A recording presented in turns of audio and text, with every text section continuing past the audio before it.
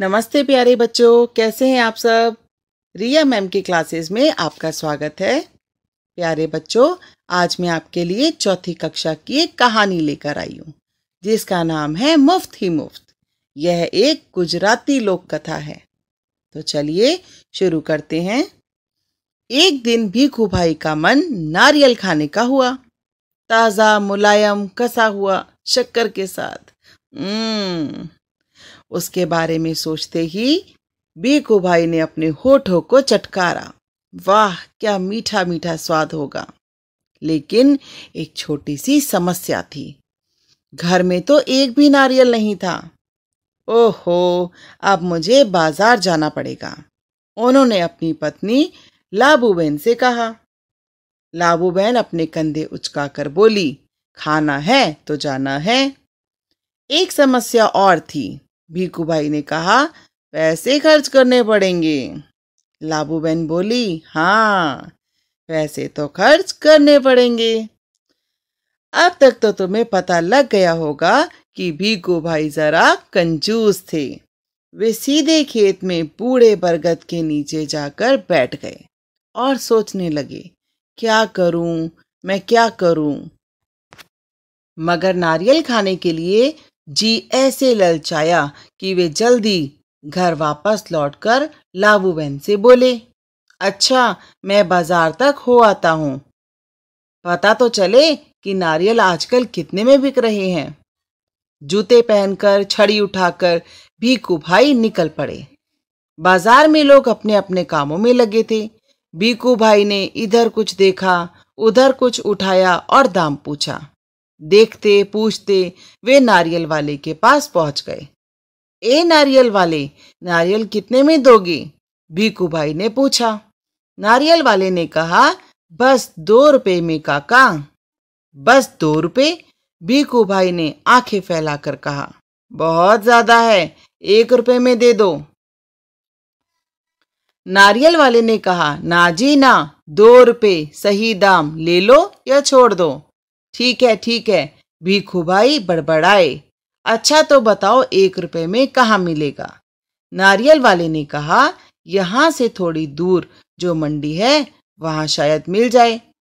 सो भीखू भाई उसी तरफ चल पड़े। चलो देख लेते हैं, वे अपने आप से बोले। टहलने का एक मौका है और रुपए भर की बचत भी हो जाएगी।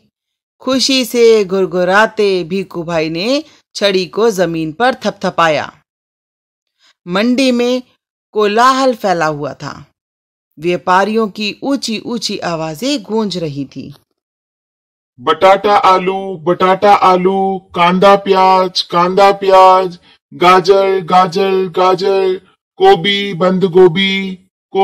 बंद गोभी। माथे का पसीना पोंछकर भीखू भाई ने इधर उधर ताका। नारियल वाले को देखकर पूछा, अरे भाई, एक नारियल कितने में दोगे? सिर्फ 1 रुपए का काका। नारियल वाले ने जवाब दिया, जो चाहे ले जाओ, जल्दी। शू छे भाई? भीखू भाई ने कहा, यह क्या, मैं इतनी दूर से आया हूं और तुम पूरा 1 रुपया मांग रहे हो? 50 पैसे काफी है, मैं इस नारियल को लेता हूं और तुम यह लो, पकड़ो 50 पैसे। नारियल वाले ने झट भीखू भाई के हाथ से नारियल को छीन लिया और बोला, माफ करो काका, 1 रुपया या फिर कुछ नहीं।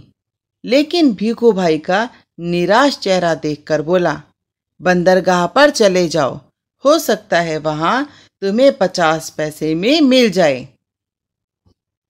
भीखू भाई अपनी छड़ी से टेक लगाकर सोचने लगे, आखिर 50 पैसे तो पूरे 50 पैसे हैं। वैसे भी मेरी टांगों में अभी दम है। पैरों को घसीटते हुए भीखू भाई चलने लगे। हर 2 कदम पर रुककर जेब में से बड़ा सफेद रुमाल निकालकर वे अपना पसीना पोंछते। सागर के किनारे एक नाव वाला बैठा था। उसके सामने 2-4 नारियल पड़े थे। अरे भाई, एक नारियल कितने में दोगे? भीखू भाई ने पूछा और कहा, ये तो काफी अच्छे दिखते हैं काका, यह कोई पूछने वाली बात है, केवल 50 पैसे। नाव वाले ने कहा, 50 पैसे? भीखू भाई मानो हैरानी से हक्के बक्के हो गए। इतनी दूर से पैदल आया हूं, इतना थक गया हूं, और तुम कहते हो 50 पैसे? मेरी मेहनत बेकार हो गई। ना भाई ना, 50 पैसे बहुत ज्यादा है। मैं तुम्हें 25 पैसे दूंगा। यह लो, रख लो। ऐसा कहते हुए भीखू भाई झुककर नारियल उठाने ही वाले थे। नाव वाले ने कहा, नीचे रख दो, मेरे साथ कोई सौदा वौदा नहीं चलेगा। थोड़ी देर बाद उसने भीखू भाई की ओर ध्यान से देखा और जरा ठंडे दिमाग से बोला, सस्ते में चाहिए? नारियल के बगीचे में चले जाओ, वहां ढेर सारे मिल जाएंगे मनपसंद दाम में। भीखू भाई ने फिर अपने आप को समझाया, इतनी दूर आया हूं, अब बगीचे तक जाने में हर्ज ही क्या है। सच बात तो यह थी कि वे काफी थक चुके थे, मगर 25 पैसे बचाने के ख्याल से ही उनमें फुर्ती आ गई। भीखू भाई ने सोचा, 2 गुना ज्यादा चलना पड़ेगा, पर 4 आने बच भी तो जाएंगे, और फिर कोई भी चीज मुफ्त में कहाँ मिलती है। भीखू भाई नारियल के बगीचे में पहुंच गए। वहां के माली को देखकर उसने पूछा, यह नारियल कितने में बेचोगे? माली ने जवाब दिया, जो पसंद आए ले जाओ काका, बस 25 पैसे का एक। देखो कितने बड़े बड़े हैं। हे भगवान, 25 पैसे? पूरा रास्ता पैदल आने के बाद भी। जूते घिस गए, पैर थक गए, और अब पैसे भी देने पड़ेंगे। मेरी मानो एक नारियल मुफ्त में ही दे दो। हाँ, देखो मैं कितना थक गया हूं। भीखू भाई की बात सुनकर माली ने कहा, अरे काका, मुफ्त में चाहिए ना। यह रहा पेड़ और वह रहा नारियल। पेड़ पर चढ़ जाओ और जितने चाहे तोड़ लो, वहां नारियल की कोई कमी नहीं है। पैसे तो मेरी मेहनत के हैं। सच?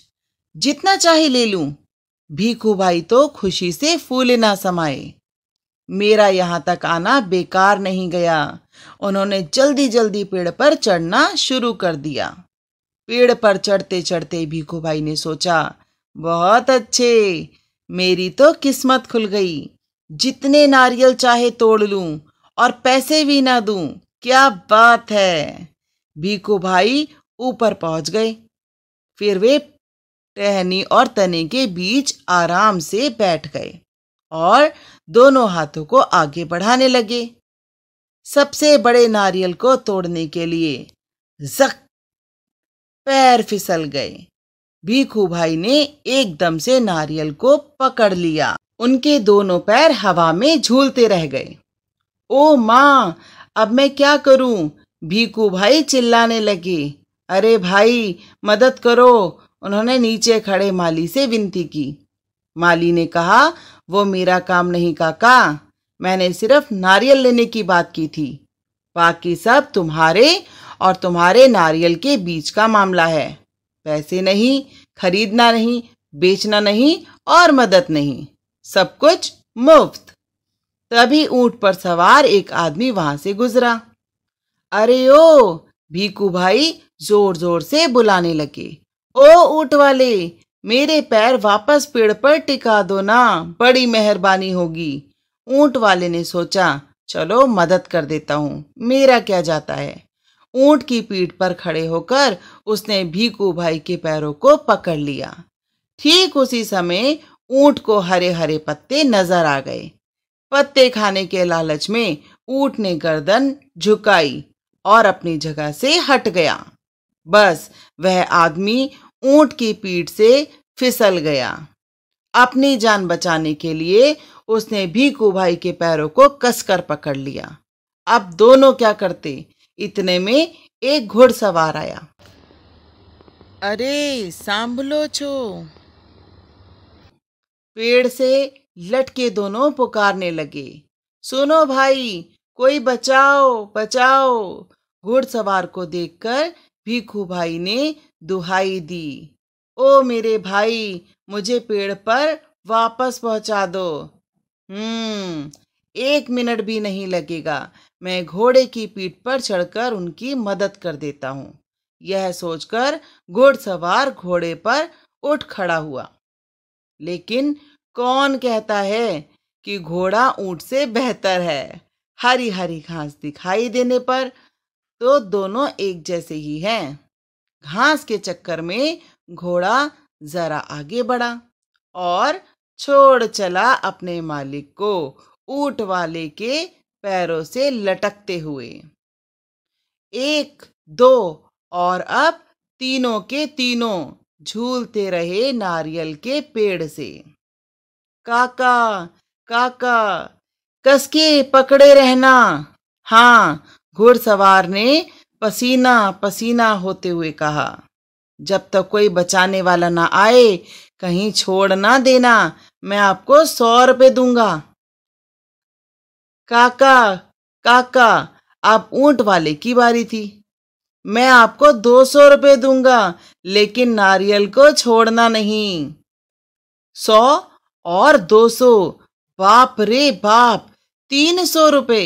भीखू भाई का सिर चकरा गया।